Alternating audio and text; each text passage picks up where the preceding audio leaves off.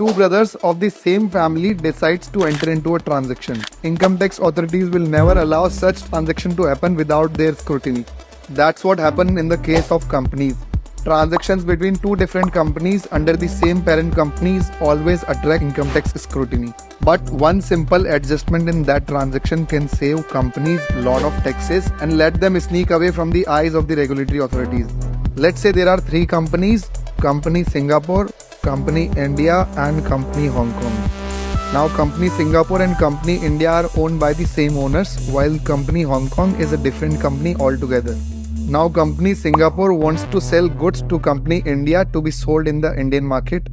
So instead of directly selling from Company Singapore to Company India, Company Singapore will sell the goods to Company HK at an unimaginable low price, let's say ₹1.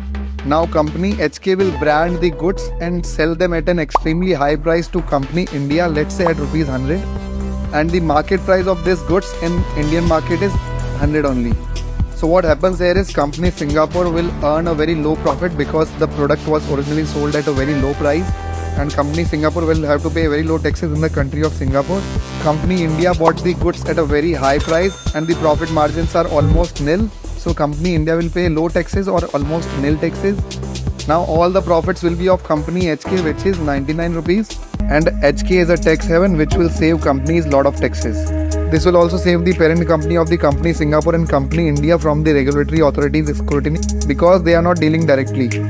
And government of this country, to find out the truth about this company, will have to call for the data from this country, which is a long and almost impossible process looking at the current relation of these two countries.